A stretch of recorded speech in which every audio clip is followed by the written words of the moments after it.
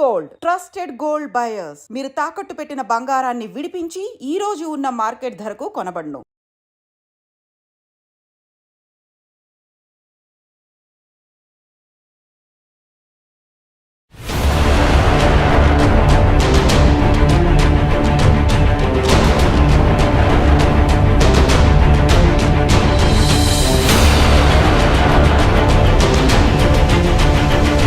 Operation Sindoor Indian armed forces చేపట్టినటువంటి successful operation కు సంబంధించిన వివరాలను అంటే ప్రపంచానికి అనుకోండి లేకపోతే అందరికీ అనుకోండి ఎవరు ప్రకటించారు? ఒక ఇద్దరు మహిళా అధికారులు.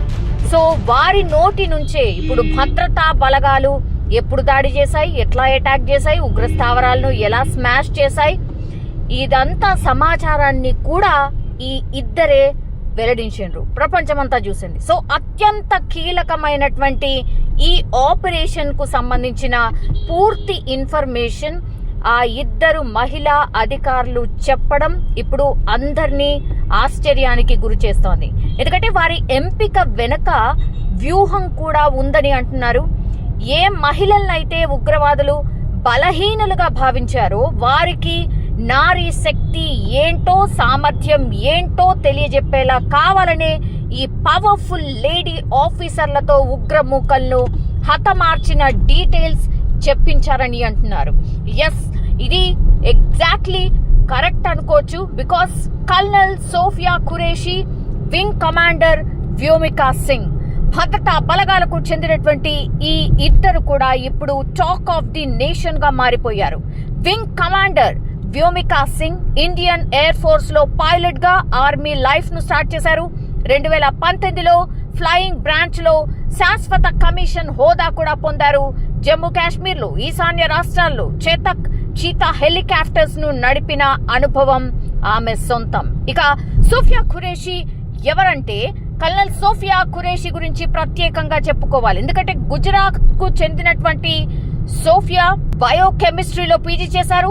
1990లో ఆర్మీలో చేరిన సోఫియా ఆర్మీ సిగ్నల్ కార్ప్స్ లో పనిచేశారు.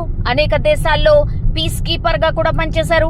2006లో కాంగోలో విధులు నిర్వహించారు. 2017లో పుణేలో అనేక దేశాల ఆర్మీలు నిర్వహించినటువంటి ఎక్సర్సైజ్ 18లో ఇండియన్ ఆర్మీ గ్రూప్ ను లీడ్ చేశారు సోఫియా.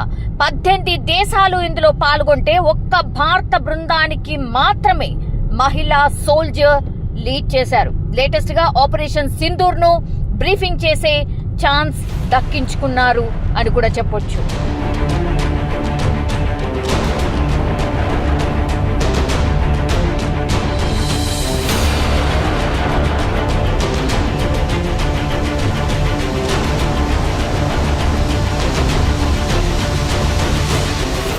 ఇక వింగ్ కమాండర్ వ్యోమికా సింగ్ ఎవరు?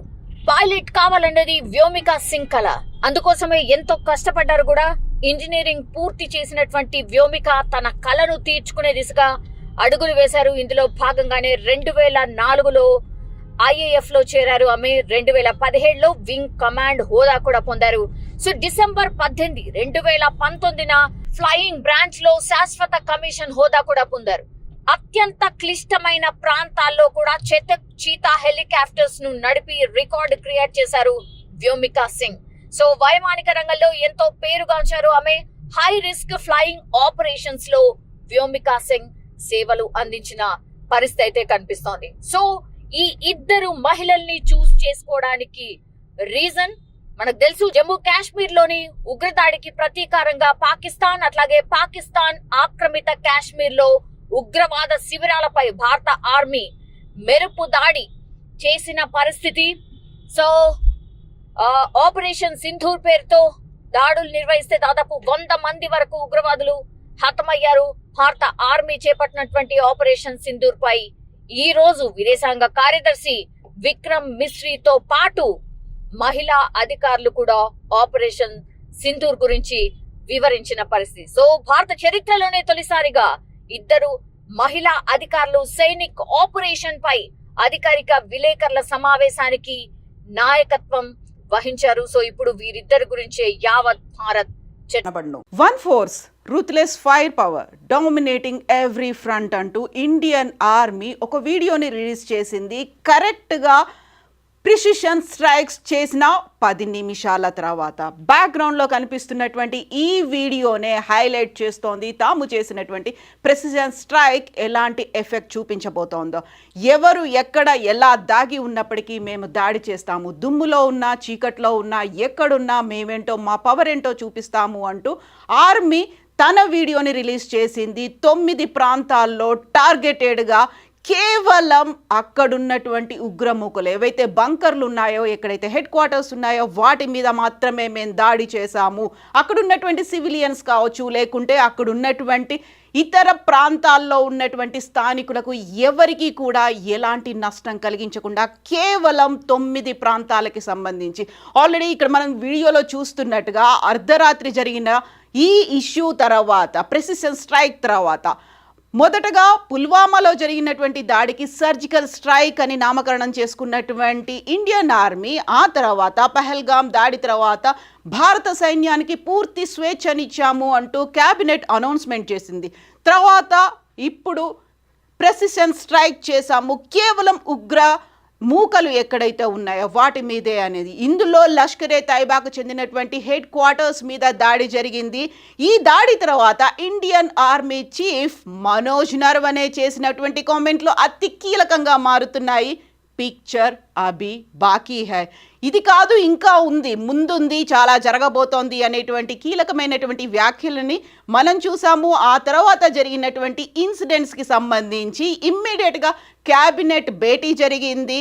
ప్రధానమంత్రితో పాటుగా రక్షణ శాఖ, త్రివిధ దళాలకు చెందినటువంటి అధిపతులు at the same time cabinet అంతా కలిసి కూర్చొని జరిగినటువంటి దాడి గురించి చర్చించుకున్నారు. తర్వాత చేయాల్సినటువంటి అంశాల గురించి మాట్లాడుకున్నారు. One force ruthless fire power dominating every front, Indian army always ready, always victorious అనేటువంటి ఈ నినాదంతోనే ఇండియన్ ఆర్మీ ఒక వీడియోనైతే రిలీజ్ చేసింది. ఆపరేషన్ సింధూర్కి సంబంధించి ఏం జరిగింది, ఎక్కడెక్కడ ఎలా అటాక్స్ చేశారు, ఏ టార్గెట్గా వర్క్ చేశారు అనే దానికి సంబంధించి 2 యువ మహిళా ఆఫీసర్లు వీడియో కాన్ఫరెన్స్ ద్వారా వివరించారు. అందులో colonel Sofiya Qureshi and wing commander Vyomika Singh జరిగినటువంటి అటాక్ గురించి, ఎలా చేశారు, ఏ టార్గెట్గా వర్క్ చేశారు అనే దానికి సంబంధించినటువంటి కంప్లీట్ ఇన్ఫర్మేషన్ ఇచ్చారు. ఒకసారి మనం చూద్దాము.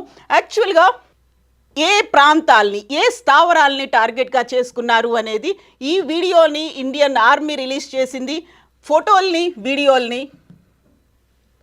సో టెర్రరిస్ట్ క్యాంప్ కోట్లీ గుల్పూర్లో ఉన్నటువంటి టెర్రరిస్ట్ క్యాంప్కి సంబంధించినటువంటి ఒక ఫోటో. ఖచ్చితంగా అక్కడ ఉన్నటువంటి టార్గెట్ ఏదైతే ఉందో ప్రిసైజ్డ్గా ప్రెసిషన్ అనేది అక్కడ ఉంది, దాని మీదనే మేము అటాక్ చేసామనేది చెప్తున్నారు. అండ్